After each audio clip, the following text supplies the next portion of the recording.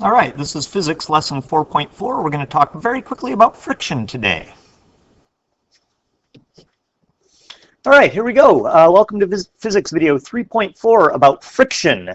We've already talked briefly about friction, and basically what I've told you so far is what it says here on the screen, which is that friction is a force that sort of tries to prevent two objects from sliding across each other.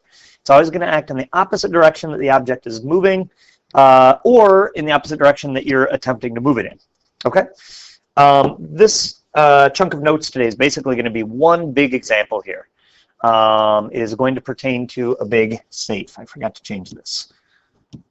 Not a freezer. Okay, so what I would like you to do is imagine a large safe sitting at rest at the center of a warehouse. All right, Roy is going to push the safe around on the floor. But because the floor of a warehouse is significantly rougher, less smooth than a bowling alley, like we used a couple of videos ago, we got to consider friction. All right, so here's what you got to know about the force of friction. First of all, it's lazy. Friction is going to always exert as little force as possible to prevent the two objects from sliding across each other. Okay, so if friction is able to prevent the objects from sliding, it's going to do that by exerting as little force as possible. Okay, keep in mind that it's not always able to keep it at rest, prevent the objects from sliding, but if it is, it'll do it by exerting as little force as possible. Okay, now anytime two objects rub together, there is what I sort of call the maximum amount of force that friction can exert. All right, how much force that is depends on what the two surfaces are. If they're like rough surfaces, like rubber on cement would mean more force. A hockey puck on an ice rink is going to be less force, right? So it depends on what the two surfaces are, and it also depends on how tightly they're being pressed together, which is why heavy objects seem harder to move, because since they're heavier, there's sort of more force pressing it down to the surface it's sitting on, so there's more friction because it weighs more. Okay? So finally, this last bullet is really kind of the important one. And it's going to sort of help us. It's sort of the philosophy that we're going to use to solve any problem dealing with friction. All right, so here's the deal. If friction can prevent objects from sliding, it'll do so by exerting as little force as possible. But if the two objects are already sliding, friction is going to exert the maximum force. Okay, because once the objects are sliding, friction doesn't want it to. And so it's going to exert the maximum force to prevent the objects from sliding anymore. All right, so on to the big example. So here we go. We've got a 75 kilogram safe, which happens to be full of ice cream, sitting at the center of a warehouse. Friction between the safe and the floor in this example can exert a force of up to 450 newtons. Again, that's specific to just this example. Our force of friction maximum is 450 newtons. So that's the most force friction can exert. So the safe is going to get pushed around on the floor. I want you to tell me what the safe is doing at the end of each time interval. Okay, be detailed and give as much information as possible. Here we go. So we need to start by drawing the safe. So here's the safe. We said the mass of it was, I've already forgotten, 75 kilograms. So remember to write your mass inside the box. And then you've got the force of Roy, right? So here's our force of Roy. It's 300 newtons. He's pushing it for a time of 2 seconds. Now remember, there's friction here. Friction doesn't want the box to move. So the question is, can friction prevent the motion? Can friction keep the velocity constant, right? Because right now our velocity is 0. So the question is, can friction keep the velocity constant? Well, to do that, it would need to make the net force 0, right? So can it make the net force 0? Well, the most force friction can exert is 450 newtons. So friction's going to push this way, but it doesn't need to exert all 450 newtons. It only needs to exert 300 newtons to prevent the motion. So imagine pushing on something, but not with enough force to get it moving. That's what's happening here. All right, Roy's pushing with 300 newtons. It's not enough force to get it moving. Friction pushes back with 300 newtons. The net force is 0, and the velocity stays constant. Okay, so that's it. It's going to stay at rest. Nothing happens there. All right. Now, let's suppose he increases his force up to 450 newtons. All right. Well, now, here's our box, 75 kilograms. Here's Roy pushing it. Once again, remember, friction's going to try to prevent it from moving. And it's got 450 newtons that it can use to do that. So again, you ask the same question. Right now the box is at rest. Can friction exert enough force to make the net force 0? And the answer is yes. Friction is going to exert, in this case, negative 450 newtons, right? Keeps it at rest. So once again, it still doesn't move, okay, because Roy hasn't exerted enough force to get it moving, all right? In order for him to get it moving, you're probably realizing now he needs to exert more than 450 newtons. So in the next example, now he's pushing with 600 newtons, which is way more than 450. So let's draw it now. What's going to happen? Here's our box. It's 75 kilograms. Here's our force of Roy, 600 newtons. Okay. Remember, our velocity begins at 0, and friction wants to keep it at rest. Friction wants to keep the net force 0. All right. So it's going to push back, trying to keep it at rest. Here's our force of friction. So before, I just made it so that the force of Roy and the force of friction were equal. But that can't happen this time. Friction can't exert 600 newtons. So it looks like friction's not going to be able to make this net force be 0. So what's going to happen is it's going to do everything in its power to prevent it from moving. It exerts the maximum force, but that doesn't keep it from moving, right? So in this case, what's going to happen is we're actually going to have a net force. Now the box is starting to move. Roy has pushed with enough force to get the box moving. So our net force is going to be the 600 newtons from Roy plus 450 newtons from friction. So our net force is 150 newtons, which means that we're going to actually have an acceleration, aren't we?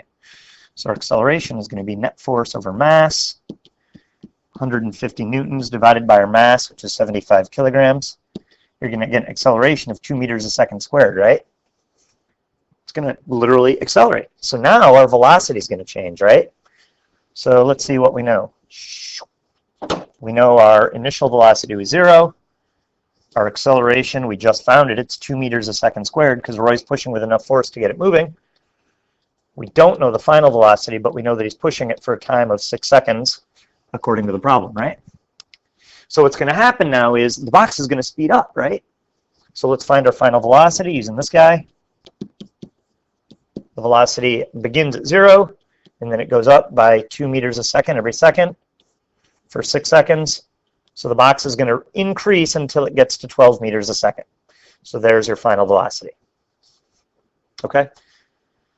So what I want you to understand here is, in the first couple examples, friction was able to keep the box at rest by exerting, smaller numbers, right? If this force here had been 150 newtons, this would have been 150 newtons. 200, 200, 300, 300, 400, 400. 500, friction can't exert it. 600, friction can't exert it. And so that's what we run into here in this last example. Friction can't exert 600 newtons, so it exerts the maximum force that it can. There's still a net force, so you get this acceleration that we found here. All right? So now what if he pushes with 300 newtons?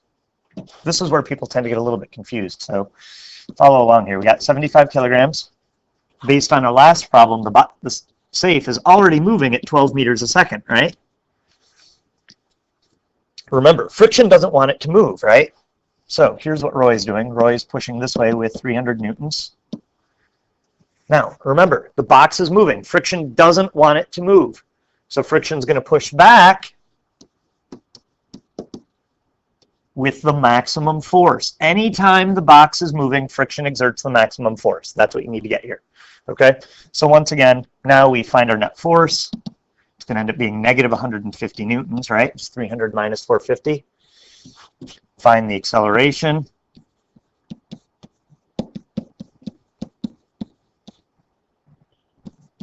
So now our acceleration is going to be negative 2 meters a second squared, right? So the velocity is going to decrease by 2. So let's see, we know our acceleration is negative 2 meters a second squared. Velocity is going to decrease by 2 every second for 2 seconds. So find your final velocity using this guy. So the box is going to slow down to, in this case, 8 meters a second if you plug those numbers in.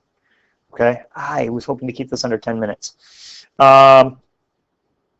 Okay, but so the point here is Roy's pushing it forwards with 300 newtons, but it's not enough force to make it speed up. It's not even enough force to keep the velocity constant. So now friction is winning. It's going to slow down. And if Roy kept pushing with 300 newtons, it would keep slowing down and eventually stop. Okay? So Now, what happens if he pushes with 450 newtons? Well, here's our box, 75 kilograms. Based on the last example, the velocity is 8 meters a second, right? And now, Roy's pushing with 450 newtons. Remember, friction doesn't want it to move. It's sliding, so friction is going to exert the maximum force of 450 newtons. So now what's our net force? It's going to be 0, right? So now the velocity is constant. Okay, he had to push with more than 450 newtons back in, what was it, part C, to get it moving. But now that it's moving, just 450 newtons will keep it moving. Okay? All right, finally, if he pushes with 600 newtons, it'll accelerate again. Okay, I'm going to skip this one because I don't think that this is instructive at all. All right, you would just end up with a net force of 150 newtons and it would accelerate more. Okay, so we're going to pretend that part's not there. So right now our box is moving at 8 meters a second.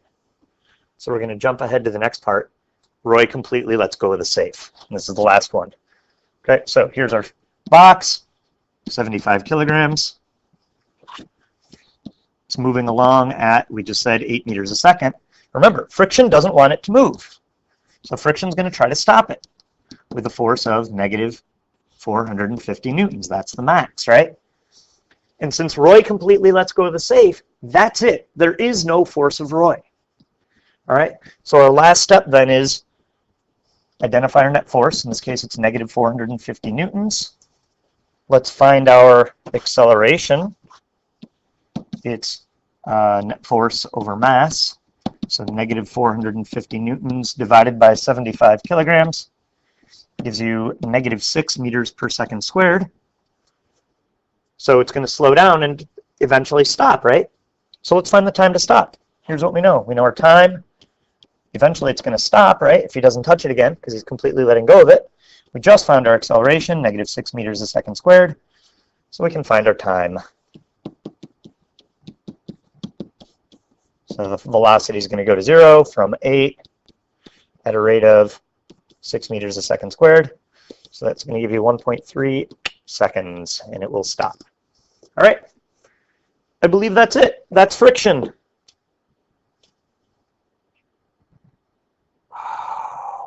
I've lied to you guys. You know what? Do this, and we're going to start the notes with it tomorrow. See if you can try this problem. There you go. Done.